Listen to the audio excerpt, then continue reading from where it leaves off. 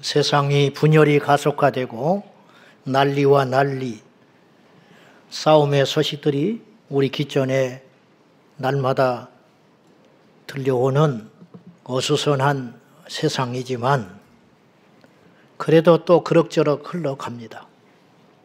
죽겠다 하면서도 아침에 눈이 떠지고 어쩌고 저쩌고 해도 삼세끼 먹으면서 우리가 그럭저럭 살아갑니다. 아무 일이 없는 듯 싶습니다. 특히나 그런 여유를 갖는 것도 쉽지는 않지만 조용한 산천을 바라보고 있으면 고요해지고 마음이 편안해집니다. 잠잠한 바다를 보면 그지없이 평화로워 보일 수도 있습니다. 그러나 조금만 자세히 생각하고 그 속을 들여다보면 저 조용한 산천은 죽고 사는 벌레들의 전쟁터고 양육강식만이 존재하는 피 튀기는 현장입니다. 고요한 깊은 바다 속에서는 지금 이 순간도 역시 숨막히는 추격과 도망으로 하루하루 살아가는 수많은 생명체가 있을 것입니다. 오죽하면 바닷속의 물고기는 잠잘 때에도 눈을 뜨고 자겠습니까? 짐승만 그런 싸움이 있을까요? 무지한 저 어느 대륙의 종족들만 그런 싸움을 하고 있을까요? 그렇지 않습니다. 성경은 피가 흐르는 책입니다. 아벨의 피로부터 시작하여 예수 그리스도의 피까지, 그리고 수많은 믿음의 선진들의 순교의 피. 성경에만 피가 있는 게 아니고 사도행전은 28장으로 끝난 책이 아니에요. 그 뒤로 2000년 기독교 역사 가운데 무수히 많은 믿음의 사람들의 순교의 피, 그리고 오늘 지금 이 순간에도 지구 곳곳 어디선가 믿음을 지키기 위해서 흘리는 핏방울, 그것들이 있을 것입니다. 오늘 우리가 이 자리에 어떻게 와서 있는 줄 아십니까? 오고 싶어도 못 오는 사람들이 많습니다. 오기 싫어서 안 오는 건 그렇다 치지만 우리 여기 와서 앉아있는 우리들보다 100배는 더 간절하고 더 오고 싶으나 오지 못하는 분들이 많습니다. 무엇 때문일까요? 각자 처한 상황과 또 실정이 다르겠지만은 어떤 적을 만나서 또 어떤 상황에 놓여져서 그들은 이 자리에 오지 못한 거예요. 이 자리에 우리가 와 있다는 건 첫째는 하나님의 은혜지만 또 하나는 뭐냐? 우리가 어떤 사람이나 환경이나 상황을 이겼다는 거예요. 이겼다고 생각하는 사람은 없어요. 싸웠다고 생각하는 사람은 없어요. 근데 결과적으로 싸운 겁니다. 이겼기 때문에 이 자리에 온 거라니까요. 어떤 사람은 눈에도 안 보이는 작은 바이러스의 공격으로 그걸 이기질 못하여 병상에 열병으로 누워있는 분들이 있습니다. 어떤 사람은 팔이 똥만도 못한 핏방울이 신체 어느 곳곳을 막아서 지금도 위급하여 수술을 앞두고 있는 환자도 우리 중에 있을 수 있습니다. 어떤 사람은 우리가 믿는 것을 지독히 싫어하는 어떤 존재에 의하여 패배한 나머지 세상에 쓰러져 있는 사람도 있습니다. 어떤 사람은 죄의 유혹에 넘어가서 부끄러워 떳떳하지 못하고 혹은 강팍해져서 패배자의 모습이죠. 이 자리에 오지 못하는 사람도 많습니다. 오늘 우리는 적어도 그들보다 강했든지 아니면 뻔뻔했든지 아니면 속이 없든지 간에 믿음이 있든지 간에 공통점이 있으니 이겼으니 이 자리에 왔다는 거예요. 제가 오늘 이 자리에 서기까지 제 설교로 여러분에게 은혜를 끼치고 안 끼치고는 두 번째고요. 이 자리에 서서 설교를 한다는 것 자체가 내가 어떤 대상을 꺾고 이 자리에 왔다는 걸 의미합니다. 제가 코로나로 주의를 못 지킨 적이 있었어요. 건강해진 겁니다. 그 시점에. 내가 한 주 동안 나의 건강을 공격하는 외부의 병으로부터 내가 이겼기 때문에 이 자리에 있는 것입니다. 내게 죄가 있었을 것입니다.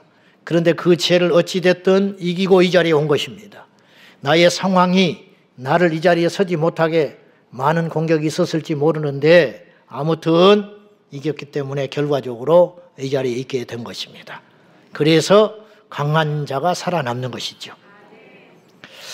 그래서 우리 인생은 전쟁이라고 비유할 수 있는 것이에요. 아침에 차를 타고 나가보니 무수히 많은 사람이 전철역을 향하여 뛰어가고 있었습니다. 출근 전쟁. 수많은 학생들이 도서관에서 공부를 합니다. 자기만이 알고 있는 비법을 안 가르쳐 줍니다. 왜냐?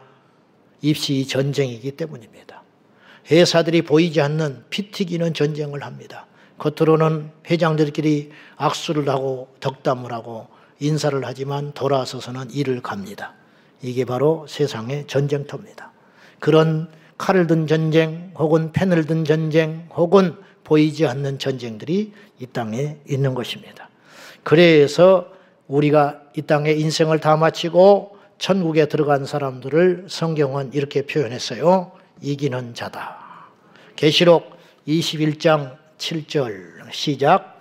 이기는 자는 이것들을 상속으로 받으리라. 나는 그의 하나님이 되고 그는 내 아들이 되리라. 천국에 가서 우리 하나님이 약속하신 그 놀라운 천국을 유산으로 받기까지, 그걸 받아서 하나님의 아들로 받아 누리기까지 어떤 사람이 그런 혜택을 누리느냐, 그런 은혜를 입느냐? 이기는 자. 근데 이 짧은 본문 하나는 누구와 이겼는지, 무엇을 이겼는지 생략되어 있다고요. 왜 그러느냐? 당연하니까 생략된 거예요. 우리는 다 알고 있어요. 천국을 간 자가, 이기는 자가 무엇과 이겼는지, 무엇과 싸웠는지 우리 알고 있다고요. 원수 마귀와 싸웠고, 세상과 싸웠고, 자신의 육체의 정욕과 싸워서 승리한 자만이 갈 수 있는 것이 하나님의 나라, 천국이라는 것입니다.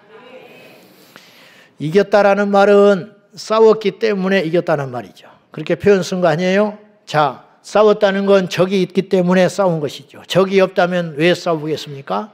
천국은 싸움이 없어요. 왜냐? 천국은 적이 없기 때문이에요.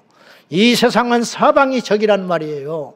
그러니 내가 싸우고 싶어서 싸우는 게 아니라 피할 수 없는 전쟁 가운데 하나님께서 우리를 던져 놓으셨다, 그런 뜻이에요. 인류는 이 땅에 출현하고 만들어진 다음부터 사람들은 하나님으로부터 만들어져서 이 땅에 나타나면서부터 싸우기 시작했어요. 인류 역사는 6,000년 동안 계속 싸워온 거예요. 최초의 전쟁, 아담이 치룬 에덴 동산에서의 전쟁. 그러나 첫사람 아담은 그 전쟁에서 실패했습니다. 그래서 죄인 됐습니다. 그 아들 가인은 죄의 유혹, 살인의 유혹, 혈기의 유혹을 이기지는 못하여 하나님께서 경고했음에도 불구하고 죄가 너에게 싸움을 걸어오고 있다. 죄의 유혹이 너 앞에 있으나 너는 정신을 차리고 그걸 이겨내야 한다. 그렇게 주님이 분명히 말씀했음에도 불구하고 죄보다 자기가 약해서 그 죄를 짓눌러 이기지를 못한 채 결국은 죄에게 패배하고 손들어버리고 살인자가 되어버리고 말았습니다. 그런데 성경은 죄에, 그리고 자신에게, 눈에 보이는 적들에게, 눈에 보이지 않는 적들에게 패배한 비참한 인생들도 있지만 승리한 영광스러운 이야기들도 제법 등장합니다. 요셉은 음행의 유혹을 이겼고 다니엘의 세 친구는 우상 숭배의 공격을 이겨냈습니다. 그리고 그 승리의 결과는 얼마나 찬란한 것이었습니까? 자, 우리는 지피지기 백전불태라는 말을 잘 압니다. 중국의 춘추시대에 오나라 왕 함녀를 도와 섬겼던 손무라는 인물은 그 유명한 손자병법을 후대에 남겼습니다. 이 병법서 안에는 여러 가지 싸움의 이론이 등장하는데 그 중에 하나가 지피지기 백전불태라는 유명한 말이 나옵니다. 적군의 실정과 아군의 상황을 살핀 후에 적절한 시기에 싸움을 하면 100번을 싸워도 불태, 위태롭지 않다, 그런 뜻이에요. 그런데 적은 잘 몰라. 근데 우리는 상황을 잘 살폈어요. 우리의 군인이 얼마인지, 우리가 동원할 수 있는 능력이 얼마인지 또 싸우기에 적합한 환경과 기후가 어떤지 이런 것들을 잘 살펴서 전쟁에 나가면 우리만 알고 적을 살피지 못하고 나가면 선문은 이래서요. 그건 반반이다. 이길 수도 있고 질 수도 있다. 근데 이제 최악의 경우가 있는데 적도 모르고 우리도 모른 채 무모한 전쟁을 하면 100번 싸워도 100번 진다. 그런 뜻입니다. 맞는 말이에요. 그런데 예수님도 익히 이 말씀을 하셨어요. 그 비슷한 말인데 제자들이 되려거든 나를 따라오려거든 계산을 잘해봐라. 생각을 잘해봐라. 그러면서 비유로 말씀하시기를 어떤 사람이 망대를 지으려고 하는데 내게 얼마의 능력이 있는지 이 망대를 지을 만한 충분한 재물이 있는지 계산을 하고 덤벼들어라. 그렇지 않으면 짓다가 중단하여 망신당하고 말 것이다. 전쟁이 났는데 어떤 왕이 적군과 싸우러 가기 전에 반드시 헤아려 봐라. 내가 싸울 수 있는 능력이 얼마나 있는지, 적의 규모는 어떤지, 그리고 싸워서 이길만 하면 싸움을 하거라. 그러나 그렇지 못하겠거든 자존심을 내려놓고 급히 달려가 무릎을 꿇고 사과하고 화친을 맺어라. 주님이 그랬어요. 이 말의 요지는 전쟁을 이야기하는 것은 아니고 지혜롭게 생각해라. 너희가 나의 제자가 되려면 과연 따져봐라. 제자가 되는 것이 남는 것인지 손해보는 것인지 충분히 생각해봐라. 답은 나와 있지 않냐. 너희는 이 땅을 택할래? 영원한 하나님의 나라를 택할래? 주님께서 그렇게 말씀하시는 거예요. 묻겠습니다. 우리의 진짜 적은 누구일까요? 자, 오늘부터 우리는 싸움의 기술이라는 주제를 가지고 몇 주 동안 말씀을 나누려고 하는데 오늘 첫 시간의 주제는 이것이에요. 우리의 진짜 적은 누구냐 하는 것이에요. 아까 손자병법에 지피지기, 근데 지피가 먼저 나와요. 물론 단순한 이야기일 수도 있지만 지기지피하지 않고 지피지기, 적을 먼저 알아라. 적을 먼저 살피고 나서 우리 자신들을 살펴라. 그런 말이 되겠습니다. 우리의 적은 누구일까요? 민주당의 적은 국힘당인가요? 국힘당의 적은 민주당인가요? 적을 잘못 정하니까 국민들이 이렇게 고통을 받고 갈갈이 찢겨져 있는 거예요. 전라도의 적은 경상도일까요? 경상도의 적은 전라도입니까? 과거에 정치권들의 선동에 속아가지고 지금도 그걸 벗어나지 못하고 그 악몽을 벗어나지 못한 채 심지어는 예수 믿는 우리조차도 민주당, 국힘당, 전라도, 경상도 목사들도 갈려가지고 경상도 목사, 전라도 목사 기가 막힌 현실 아닙니까? 그 지역 감정에 노예가 돼가지고 한참 기승에 부를 때는 어떻게 했었느냐. 옛날에는요. 차 넘버가 경남, 전남, 경기 이렇게 써 있었다고요. 아시죠? 지역 감정 때문에 없어진 거예요. 그게. 그래가지고는 한때 80년대 이럴 때는 전라도 차 몰고 경상도에 가면 기름을 안 넣어주는 거야. 이게 웃을 일이 아니에요. 진짜 그랬어요. 그래가지고 찾아 헤매다가 기름을 겨우 넣었다. 이제 그런 말이 막 괴담으로 돌아다녀. 그러니까 이제 전라도 주유소에서 경상도 차 오기만 해봐라. 또 기름 안 넣어줘. 해태 타이거즈하고 롯데 자이언츠하고 시합을 하다가 한쪽에서 졌다. 그러면 차를 불살라 버렸어요. 차를 불살라 버리면 그 다음 주에 이쪽으로 가서 시합을 하면 이쪽 차가 또 불살라 버리는 거예요. 전라도에서는 롯데껌을 안 씹으니까 부산에서는 혜택껌을 안 씹어. 이런 어이없는 일들이 일어나고 있었다. 그런 뜻이에요. 그러면 그 사이에 누가 덕을 보겠냐는 거예요. 그런 일이 자행될 때 누구만 웃고 있겠냐는 거예요. 일본이 웃고 중국이 웃고 북한이 웃고 그리 하겠죠. 페미니스트들은 여자의 적이 남자인 줄 알아요. 자기들이 어디서 나왔는데. 대한예수교 장로교 통합 측, 관심도 여러분은 없겠지만 우리 교단이 통합 측이에요. 통합 측의 적은 대한예수교 장로의 합동 측입니다. 그래가지고 통합하고 합통하고 서로 싸워요. 원래 하나였는데 갈라졌어. 6.25 끝나고 남한에 돌아왔어. 평양신학교 하나였는데 장신대, 총신대로 나뉘어졌어. 기가 막힌 일이죠. 누가 그런 짓을 했을까요? 그래가지고 교세 경쟁을 합니다. 그래가지고 합동측이 추월했다. 합동측이 교회가 더 많다. 목사들이 많다. 그렇게 주장하고 있습니다. 우리 샤론 찬양대에 적은 갈릴리 찬양대입니까? 우리가 그들보다 많이 모여야 된다. 우리보다 그들보다 더 박수를 많이 받아야 된다. 1교구에 적은 2교구. 가지고 교회에다 그래프 그려놓고 1교구에는 올해 전도가 몇 명 했는데 2교구는 몇 명. 보험회사입니까? 2005년 경기도 연천에서 GP 감시 초소에서 흉기와 수류탄으로 8명의 동료를 사살한 김일병 이야기가 있어요. 그 사람은 사형원도 받았습니다. 물론 집행은 안 됐고 아직까지 장기 복역하고 사형을 기다리고 있는데 그 친구는 적을 쏴서 이기라고 총을 쥐어줬더니 자기 동료들에게 총기를 난사한 거예요. 어리석다고 말하지요, 우리가. 정도의 차이만 있지 우리가 꼭 그렇게 살아가는 수가 있더라 이 말이죠. 성경은 우리에게 이야기해요. 서로 물고 뜯으면 피차 망한다. 이기는 자가 아무도 없다. 그렇게 이야기하는 거예요. 한때 대한민국의 주적이 누구냐가 정치권의 큰 이슈였던 적이 있었습니다. 국회 대정부 질문할 때 대한민국의 적이 누구냐 답을 못했어요. 대통령 후보들에게 주적 개념이 논란이 된 적이 있었어요. 우리 대한민국의 주된 적은 누구입니까? 2024년 1월 15일 북한 김정은은 우리의 국회에 해당하는 최고인민회의에서 대한민국을 철두철미 제1의 적대국 불변의 주적이라고 지칭했어요. 북한의 주적은 대한민국 남한이에요. 그러면 어쩔 수 없이 대한민국 남한의 주적도 북한일 수밖에 없는 거예요.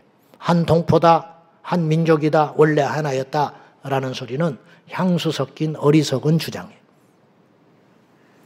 상황이 이런데도 불구하고 우리나라는 내부 총질을 부지런히 해대고 있는 것입니다. 민노총의 주적은 어디까요? 제가 볼 때 민노총의 주적은 중국, 러시아, 미국, 일본의 유수한 기업들이 자신들의 적이 되어야 돼요. 근데 민노총의 주적은 대한민국 정부입니다. 그러니 나라꼴이 어떻게 되겠습니까? 중국에서 뭐 가짜뉴스니 어쩌니 하지만은 이건 분명한 팩트지 않습니까?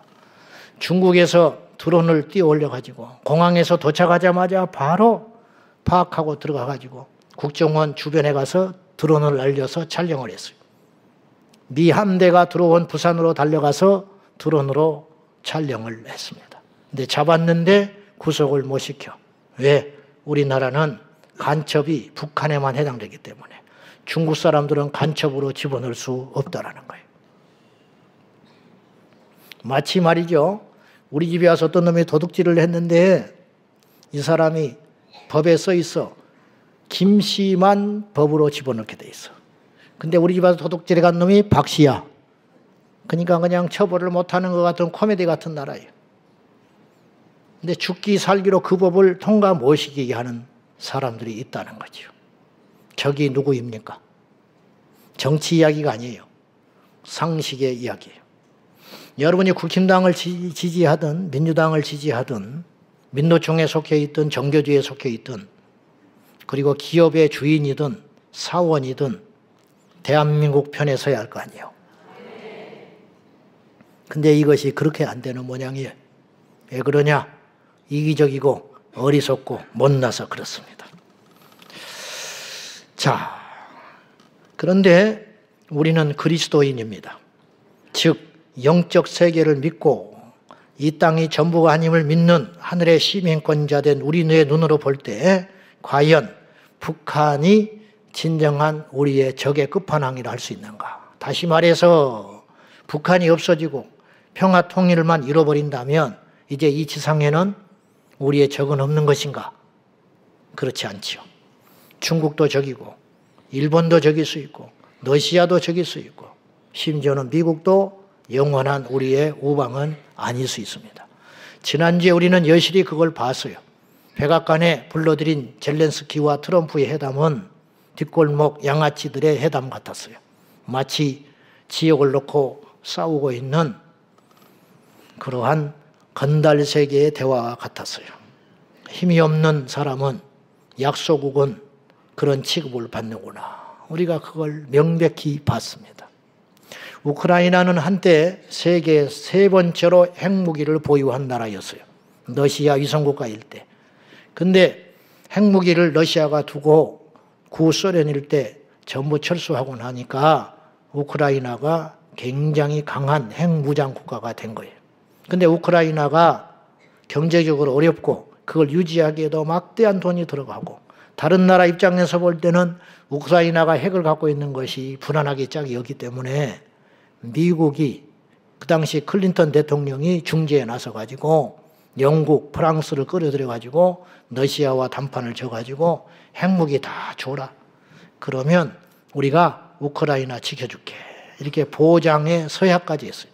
가지고 각 나라들이 모여가지고 기분 좋게 사인하고 협약했어요. 그런데 안 지키잖아요. 죽어나가는 건 우크라이나 국민, 러시아 병사들, 우크라이나 병사들이에요. 이게 바로 양육강식이라는 거예요.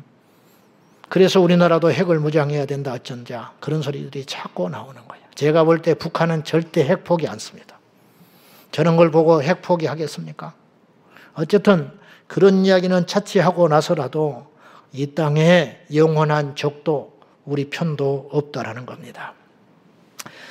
저 북한의 저 비이성적이고 세계 제1의 기독교 박해국가, 그리고 잔인한 정치 행위, 남한을 향한 끊임없는 적과 통일의 적개심, 이것의 배후에는 누가 있을까요? 김정은? 그럼 김정은이가 죽으면 없어야 되잖아요. 우리가 김일성이가 죽으면 뭔가 바뀔 줄 알았어요. 안 바뀌었어요. 김정일이가 죽으면 뭔가 바뀔 줄 알고 잠깐 소망을 가졌는지 몰라요. 그러나 더 나빠졌어요. 김정은이가 죽으라고 기도할 필요도 없어요. 김정은이가 죽든 살든 그 배후가 변하지 않는 한은 이 나라는 여전히 저런 세상이 될 겁니다. 그 배후에 진짜 적은 누가 있는 것입니까? 오늘 성경은 우리에게 김 집사가 적이 아니고 김정은이가 적이 아니고 푸틴이 적이 아니고 진짜 적이 있다고 우리에게 가르쳐줘요. 베드로전서 5장 8절 다 같이 읽습니다. 시작. 근신하라 깨어라 너희 대적 마귀 우는 사자같이. 자, 우리나라 헌법에는 주적을 명시를 못했어요. 주적을 북한이라 했다가 뺐어요. 그래서 아직 안 만들어진 상태랍니다. 근데 성경은 헌법보다 더 위에 있는 이 성경은, 하나님 나라의 헌법인 성경은 분명히 기록하고 있어요. 믿는 자 모든 인류의 진짜 적은 마귀다. 이걸 무슨 수로 속입니까? 우리의 적은 다시 말하지만 사람이 아니라니까요. 사람이었다면 사람을 미워하라 했겠지요. 성경에 사람이 우리의 진짜 적이었다면 사람을 죽이라 했겠지요. 그러나 성경은 원수마저도 사랑하라고 그래요. 핍박하는 자가 우리의 적이라면 쳐서 물리치라 했겠지요. 대항하라고 했겠지요. 그러나 성경은 그렇게 말하고 있지 않아요. 예수님은 산상수훈에서 원수를 사랑하고 너희를 핍박하는 자를 위해 기도하라. 다시 말해서 원수나 핍박하는 자는 너희의 적이 될 수 없다라는 거예요. 그럼 우리 진짜 적이 누구냐는 거예요.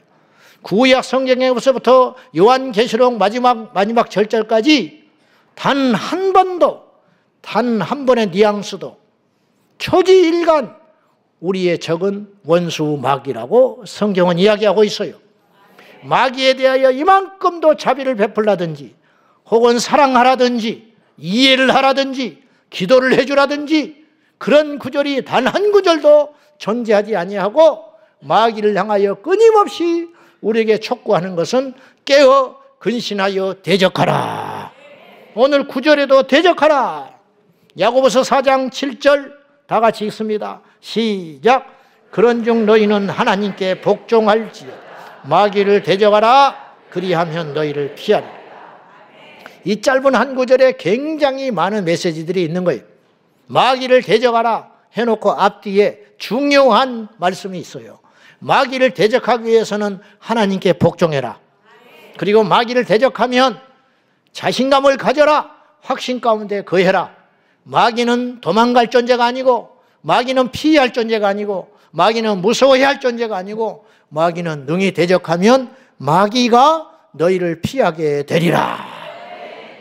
얼마나 우리에게 힘이 되는 말씀입니까? 이 말씀이 없으면 우리는 마귀에게 어떻게 해야 되나, 도망가야 되나, 피해야 되나, 만만치 않네, 어떻게 할까, 잡아먹히면 어떨까, 그럴 뻔한 거예요. 근데 성경은 우리에게 이야기합니다. 누구든지 간에 믿기만 하면 마귀를 대적하라. 그리하면 그 아무것도 아니야, 피하게 될 것이야. 그렇게 말씀하고 있어요. 더 나아가 마귀뿐 아니라 마귀에게 속한 자, 그리고 마귀에게 속아서 마귀의 종노릇하는 자들, 그리고 마귀가 하는 모든 일들까지 대적하라고 성경은 우리에게 이야기해요. 요한일서 3장 8절에 보면 하나님의 아들 예수님이 이 땅에 나타나신 이유는 마귀의 일을 멸하러 하심이라. 마귀의 일이 어떤 일이냐? 죽이고 멸망시키고 지옥 끌고 가고 파괴시키고 갈등 일으키고 분리시키고 미워하게 만드는 이런 일들, 이런 사망에 속한 모든 일들을 예수님께서 이기러 오셨다.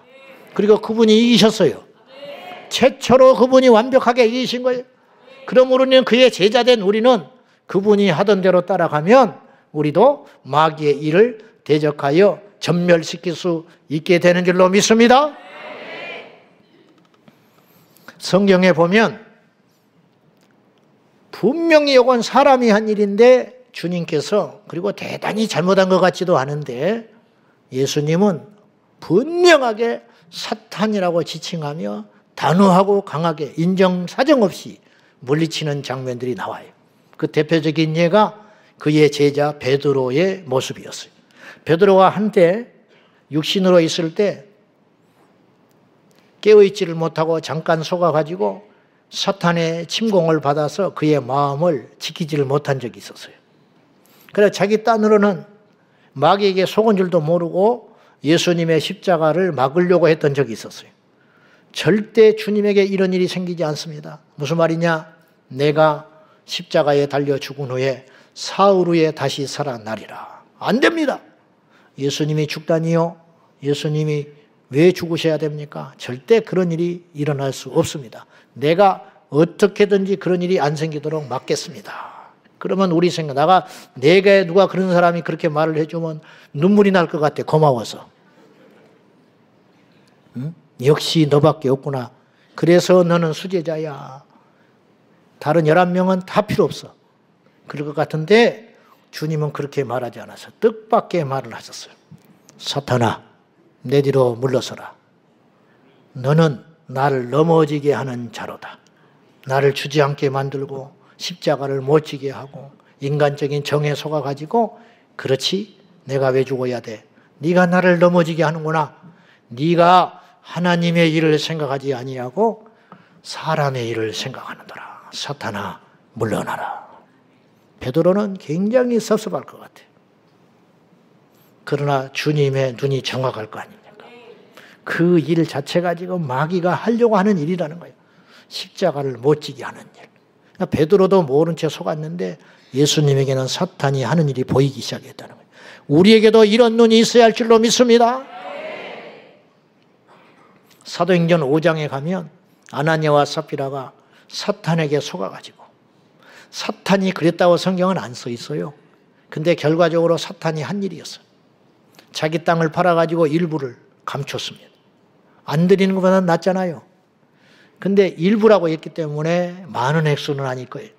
훨씬 더 많은 것을 하나님께 바치고 조금 아까운 생각이 들어서 남겨가지고 감춰놨는데, 아나니아가 갔는데 베드로가 어찌하여 네 안에 사탄이 가득하여 성령을 속이느냐. 죽으란 소리도 안 했어. 그랬더니 나가 떨어져가지고 혼이 나가서 죽어버렸어요. 근데 성경은 놀라워요. 베드로가요, 미안해하질 않아요. 특이하지 않습니까? 자기가 죽인 건 아니죠. 그러나 자기가 그런 말 안 했으면 안 죽었을 거 아니에요. 저 같은 경우는 그런 능력도 없지만은 설령 그런 능력이 주어진다 할지라도 그렇게 해서 사람이 죽어나갔으면 나는 다시는 그렇게 못할 것 같아. 그리고 주변 성도들은 베드로를 원망해야 되잖아요. 저 인간 때문에 죽었다고. 근데 그런 사람이 한 명도 없어요. 그리고 오후 늦게 그의 아내 삽비라가 똑같이 와서 거짓말을 하니까 또 죽여버려. 베드로가 죽인 건 아니지만 죽였다고 볼 수도 있어. 너도 어찌하여 속이느냐? 그랬더니 나가 떨어져서 혼나가서 죽어버렸어요. 그런데 미안해하지 않고 괴로워하지 않아요? 성도들은 오히려 이 일을 통하여 누구도 원망하지 않고 그것 때문에 초대교회가 어떤 일이 일어나느냐? 하나님을 두려워하고 죄가 떠나고 사단의 역사가 멸해지고 나니까 초대교회가 강성해지고 부흥해졌다고 성경은 나와 있어요.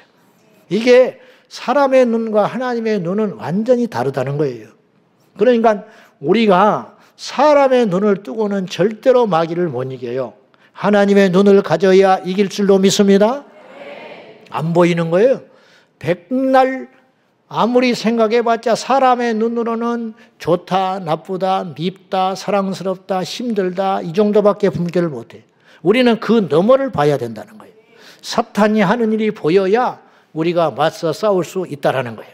싸워야 이기든지 질 거 아니에요. 근데 아예 싸울 생각도 안 한다면 무슨 수로 이기냐는 거예요. 지금 이 나라도 마찬가지 아니? 진짜 적이 누구냐는 거예요. 적을 정해놔야 싸우든지 도망을 가든지 할 거 아니에요. 근데 적이 흐릿해. 적이 누군지를 몰라요. 그러면 끝장나는 것이죠. 자, 오늘의 주제, 우리 적은 누구인가? 이것에 대한 정리와 결론을 내려보겠습니다. 첫째, 우리의 적은, 진짜 적은 사람이 결코 될 수 없다. 이것을 오늘 이야기만 한 게 아니고 직관적으로 설교에서 성경 말씀을 통해서 성경 공부를 통해서 셀 모임 가운데 여러분에게 누차 전해졌어요. 그래서 사람을 미워하지 말자, 평가르지 말자, 질투하지 말자, 시기하지 말자, 실족시키지 말자. 이런 이야기들이 어떤 이야기예요? 사람을 적으로 삼지 말라는 거예요. 사람을 적으로 삼으면 절대로 마귀와의 전쟁에서 승리할 수 없기 때문이에요. 진짜 적은 우리 주변에 널려 있는 사람들이 아니고 사탄이나 그 사람 속에 들어가 그 사람의 행동과 말과 생각을 지배하는 진짜 근본이 되는 마귀라는 거예요. 이 마귀, 사탄은 추상적이거나 혹은 성경 속에만 갇혀 있는 과거의 인물이 결코 아니라는 거예요. 우리 하나님이 지금도 살아 계시죠? 그러나 보이지 않으시죠. 왜냐? 영이니까. 마귀도 마찬가지라는 거예요. 마귀는 아직 무저갱에 들어가지 않았습니다. 그건 주님의 재림 이후에 천년왕국 전에 있을 사건이거든요. 그러니까 무저갱에 들어가지 않은 마귀는 이 땅에 지금 활보하고 다닌다니까요. 우는 사자처럼 두루 삼킬 자를 찾고 다녀요. 지금 예배당이 안전한 곳이 아니에요. 우리 교회가 안전한 곳이 아니에요. 기도원이 안전한 곳이 아니에요. 여러분이 충만하다고 안전하지 않아요. 바이러스가 이 공간에 가득하듯이 어떤 사람은 약하니까 퍽 꼬꾸라지겠지요. 강한 사람은 이기는 거예요. 그러니까 못 느끼는 것뿐이죠. 그렇듯이 원수 마귀가 지금 이 온 세상에 가득하여 믿는 자들과 믿지 않는 자들을 함께 공격하여 지옥의 파트너로 삼고 같이 가려고 노리고 있다 이런 말이에요. 그런데 이 마귀는 그의 이름이 여러 가지가 있어요. 자, 요한계시록 12장 9절 말씀 봅시다. 시작. 큰 용이 내쫓기니 옛 뱀, 곧 마귀라고도 하고 사탄이라고도 하며 온 천하를 꿰는 자라. 그가 땅으로 내쫓기니 그의 사자들도 그와 함께 내쫓기니라. 이건 미래 일이기도 하고 과거 일이기도 해요. 성경은 입체적으로 봐야 되거든요. 큰 용이 내쫓기니 공중에서 내쫓겼어요. 근데 그의 이름이 세 가지예요. 옛뱀. 왜 옛뱀이라고 그랬을까? 뱀이라고 안 하고. 에덴 동산에 침략했던 그 옛뱀. 기가 막힌 이야기 아닙니까? 옛뱀. 이런 표현이 어디에 나와요? 성경에만 나와 있는 독특한 표현들이 있어요. 여자의 후손. 이런 말은 세상에 없는 말이라니. 옛뱀. 근데 그 옛뱀이라는 존재 이름이 또 있으니 마귀라고도 하고 사탄이라고 하는 자. 그러니까 하나예요, 하나. 옛뱀. 에덴 동산에 침공했던 그자. 그자가 마귀고 그자가 사탄이다. 성경은 어디를 봐도 복수로 나와 있지 않아요. 마귀들이라는 말이 없어요. 그래서 사실은 찬송가 348장은 신학적으로 문제가 있는 찬송가예요. 마귀들과 싸울지라 그러면 안 돼요. 귀신들이라는 말은 맞지만 악령들이라는 말은 맞지만 마귀들일 수 없어요. 마귀는 하나이기 때문이에요. 마귀, 사탄, 뱀 동일한 하나의 존재라 그런 뜻인데 그는 온 천하를 속이는 자다. 하나님 없다. 이 땅이 전부다. 돈이 전부다. 죄를 죄로 여기지 않게 만들어. 천하를 깨고 돌아다녀요. 그래서 지옥에 끌고 가는 자는 전부 속아서 가는 자들이. 그가 이 땅으로 내쫓겼으니 마귀만 내쫓긴 게 아니고 그의 사자들도 함께 내쫓겼다. 그 사자들이 지금 어떤 영역에서 무슨 이름으로 지금도 활동을 하고 있느냐. 여러분이 잘 알고 있는 에베소서 6장 12절에는 마귀의 조직을 명쾌하게 설명을 했어요. 다 같이 시작. 창조하는 것이 아니요 통치자들과 권세들과 이 어둠의 세상 주관자들 하늘에 있는 악의 영들을 상대하는 우리의 씨름, 우리의 싸움의 대상은 혈과 육을 가진 사람이 아니다. 계속 성경은 그 이야기예요. 근데 오늘 또 끝나면 주차장에 가서 누구하고 싸울 거야. 또 집에 가서 누구하고 싸운다고요. 이게 기가 막힌 일이라는 거예요. 저나 여러분이나 그러지 말자는 거예요. 아멘. 우리의 싸움의 대상은 혈과 육이 아니고 눈에 보이는 혈과 육은 보이잖아. 육체, 덩어리.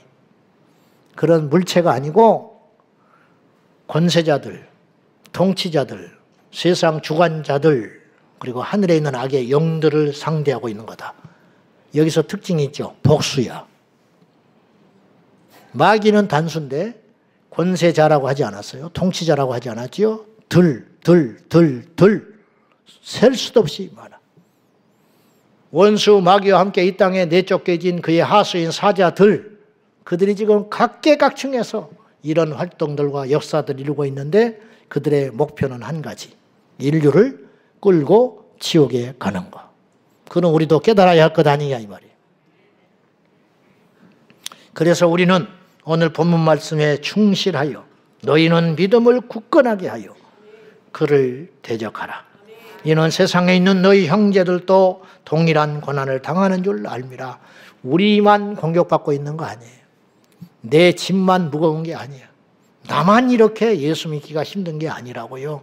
세상에 있는 모든 믿음의 형제 자매들도 동일하게 원수의 공격을 받아서 그렇게 고통을 받고 있다. 그러므로 믿음을 굳건하게 하여 너희의 적을 분명히 정해놓고 그를 대적하여 깨워 승리하거라. 그렇게 당부하고 있는 것입니다.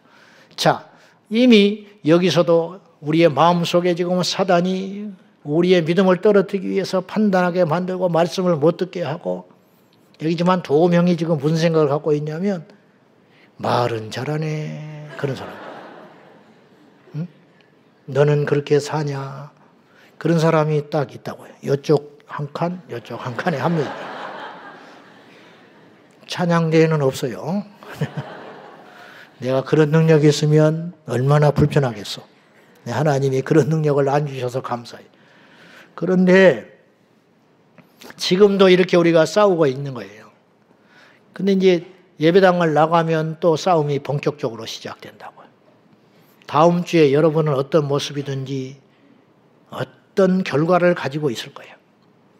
패배한 자는 하나님과 멀어져 있을 것이고 승리한 자는 승리의 찬송을 부르며 하나님께 나오게 될 겁니다. 저와 여러분, 우리에게 주어진 인생의 소중한 시간들을 육의 싸움만 하다가 멸망길로 가지 말고 깨어 있어서 진짜적인 원수 마귀와 날마다 피 흘리기까지 싸우다가 멋진 승리를 하여 하늘에 계신 하나님께 영광을 돌리며 다음 주에 만나기를 원합니다. 기도하겠습니다. 하나님 아버지, 우리의 믿음을 굳건하게 하여 진짜 대적인 원수 마귀와 싸워 승리하게 하여 주옵소서. 예수님의 이름으로 기도 올리옵나이다. 아멘.